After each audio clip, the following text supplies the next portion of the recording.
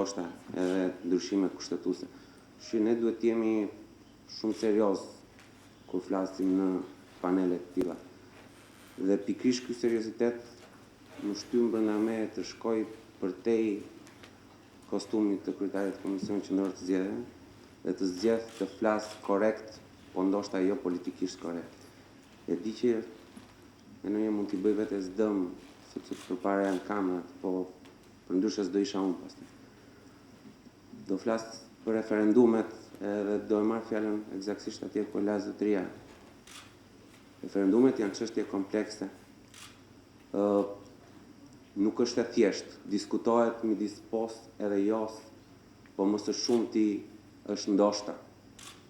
Sepse po të ishin gjërat aq bardhë e zi, në një mënyrë ose në një tjetër, ose politika nuk do të kishte guxuar ta bënte të zi, dhe e bardha do të ishte shumë mbytëse për atë të zezën.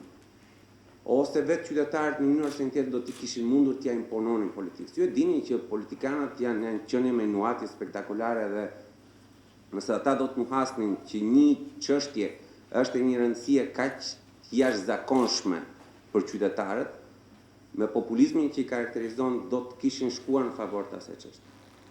Pra nuk do të kishte nevojë për popullin që të ngrihej dhe të thoshte fjalën e vet përmes referendumit. Çështjet janë gri dhe tipikisht të tilla janë çështjet që shkojnë në referendum. Dhe përveç faktit kur populli vetvetiu, pra ajo demokracia nga poshtë, ndërgjegjësohet për një çështje dhe kërkon të shpreh vullnetin e tij, të gjitha referendumet e tjera nga sipër, në gjykimin tim, nuk janë referendum, janë plebishite. Janë plebishite popullore, ku politika tenton të konsultojë vendimarrjen e saj me qytetarët. Tenton vërtet të konsultojë vendimarrjen e saj me qytetarët? Unë e dyshoj. E vërteta, sipas meje, është se ajo thjesht kërkon të legjitimojë vendimarrjen e saj të ardhshme. Pra konsultimi nuk është se ka nevojë të mbledhi mendjen për vetë se nëse ju referohet të strukturave të specializuara si shoqëria civile apo institucione, po kur i flet popullit, më tepër do të legjitimojë një vendimarrje që të mos mbajë kosto në të ardhmen. Natyrisht kur e bën këtë është shumë e përgatitur edhe të manipuloj. Manipulimi jo domosdoshmërisht është fjalë e keqe. Manipulimi vjen nga të futesh nga mani, me italian latinishtja, të futesh duar diku, pra të ndërhysh në një diçka. Në këtë rast në vendimarrjen e qytetarëve. Dhe do të bëhet përmes fushatave, do të bëhet përmes daljeve televizive, ku politikanët do të flasin pro ose kundra. Në këtë rastin konkret, pro ose kundra tyre centraleve bërthamore. Çfarë vendosën në fund fare, në thelb qytetarët suedezë? Çfarë vendosin qytetarët në vende të tjera? Atë që njëra pjesë e politikës ju shiti, atë që pjesa, të themi, më fatlume, ndoshta më abuzive në një rast caktuar, arriti të ushiste më mirë. Brexiti është një ngjarje e cila personalisht më ka tërhequr vëmendjen në mënyrë të jashtëzakonshme, në lidhje me potencialin e jashtëzakonshëm nga ndonjëherë deri në vetë dëmtim të referendumit. Unë nuk jam kundër referendumit. Në asnjë lloj rrethane nuk dua që fjala ime këtu të lexohet sikur unë jam kundër referendumit. Përkundrazi, qytetarët duhet të jenë të përfshirë në mënyrë konstante në drejtimin e vendit. Ne duhet të shkojmë përtej demokracisë zgjedhore dhe duhet të shkojmë drejt asaj që Hegel apo më herët Max Weber e konsideronte demokraci përfshirëse. Gjatë periudhës 4 vjeçare, qytetarët duhet të përfshihen në mënyrë konstante që të mos ta lënë, po e them shumë një fjalë banale, rehat politikën të mbretëroj në atë periudhën e caktuar ndërmjet dy zgjedhjeve. Por, nga ana tjetër, ajo çka duhet të rreq vëmendjen në bisedat të tilla është serioziteti I jashtëzakonshëm me cilin ne duhet t'i trajtojmë këto çështje. Ne jemi relativisht adoleshent me demokracinë. Një popull shumë I lashtë, por realisht adoleshent në demokraci.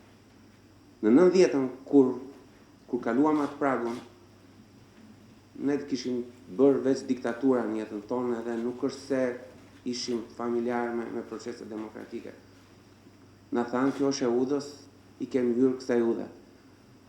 Mirë është të mos ta çajmë rrugën siç jemi mësuar ta çajmë dikur me shpatë në dorë, po të ecim dhe të përfitojmë nga mençuria dhe nga gabimet e popujve të tjerë. Më vjen keq të ta them Gerti, po miqësisht po ta them, mesazhi yt më duk shumë populist.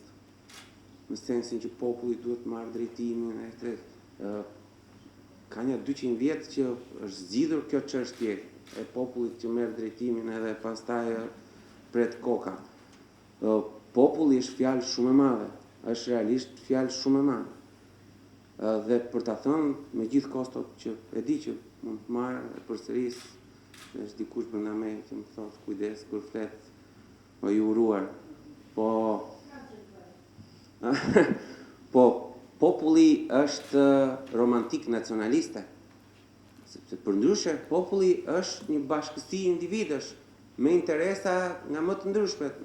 Kur vjen puna për një interes të caktuar, shumica mund të bëhet në favor të asaj interesi. Dhe befas për një interes tjetër, po të njëjtët individ të popullit, ne mund të ndahemi nga njëri tjetri dhe të krijohet një shumicë tjetër për një interes tjetër. Pra ne koagulohemi në respekt të interesave të ndryshme që përbën gravitetin e interesit e asaj çka ne do të duam në një moment të caktuar. Në këtë sens, populli është realisht fjalë e madhe, nuk duhet të abuzojmë me popullin. Populli ka pushtetin. Absolutisht, kjo është demokracia, është mënyra se si populli shpreh I cili është sovrani, dhe nuk ka shumë kohë që është vendosur që populli është sovrani dhe është vendosur që populli është sovrani, ne të gjithë e dimë, si të mos shumica këtu janë skollar, e dinë që jo më shumë se para një 200 vjetësh u vendos që t'i kaloj sovraniteti popullit, se deri dje sovrani ishte mreti. Ky populli sovran në këtë demokracinë që është sistemi më I mirë që ne dimë të bëjmë, po që pas një dyshim është një sistem I keq, për këtë të gjithë kemi bindje, por ne duhet vazhdojmë të qëndrojmë demokracisë sepse çdo lloj gjë tjetër është diktaturë dhe është me kosto të jashtëzakonshme. Kostot e demokracisë janë papërfillshme përpara kostove të diktaturës. Por gjithashtu ne duhet të jemi të mençur kur e sjellim popullin në vendimarrje.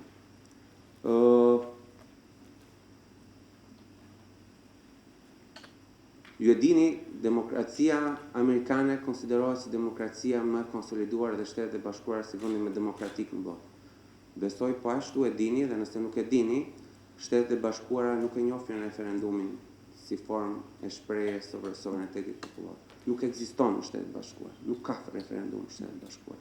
A e bën kjo Shtetet e Bashkuara një vend jo demokratik? Në asnjë lloj rethane jo. Referendumi është një instrument tipik europian, shkak të mënyrës si ka ardhur politika në Evropë, deri diku dhe Amerikanu Latin nuk ka referendum në vendet arabe apo në Azi.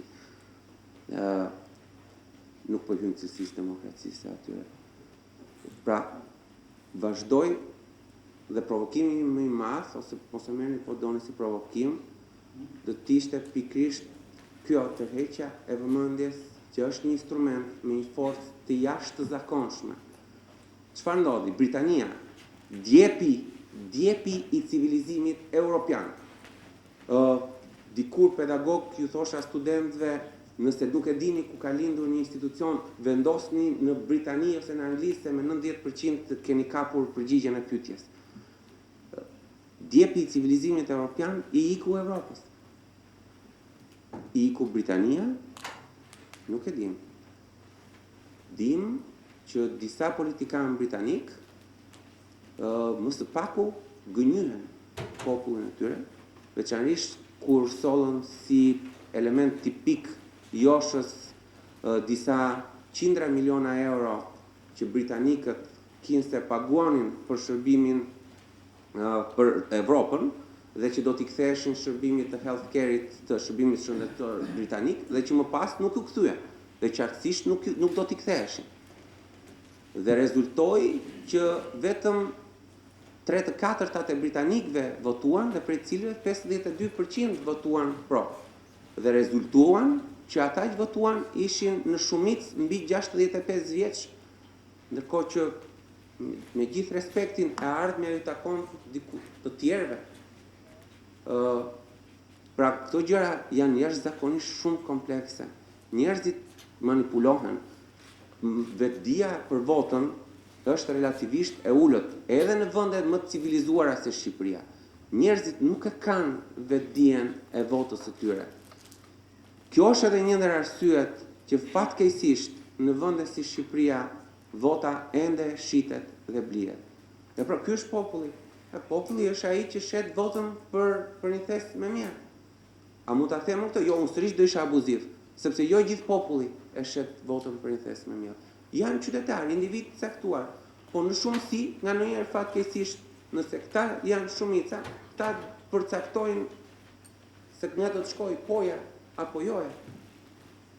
Pra, për herë të tretë atë katërt, vazhdoj të theksoj që duhet të jemi shumë të vëmendshëm në mënyrën se si artikulojmë këto instrumenta dhe shumë të vëmendshëm në mënyrën se si do të bëjmë legjislacione të ashme.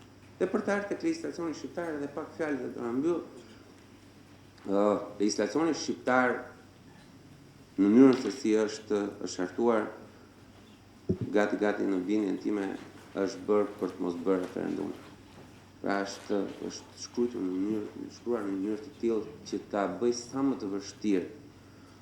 Kjo gjë parimisht po vetëm duke folur kështu në laborator, jo domosdoshmërisht është gjë e keqe, por ka rezultuar në gjë të keqe. Praktikisht e ka mohuar, e ka fshirë këtë dimension kushtetues. Kushtetuta e pranon që demokracia në Shqipëri natyrisht vendos si element të parë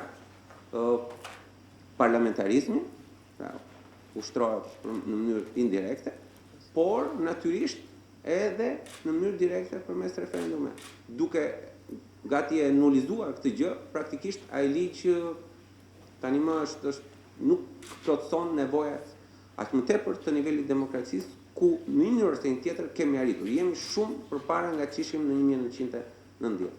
Ligji ka ardhur koha të rishikohet. Dhe këtu po mbyll, ju falenderoj shumë për vëmendjen.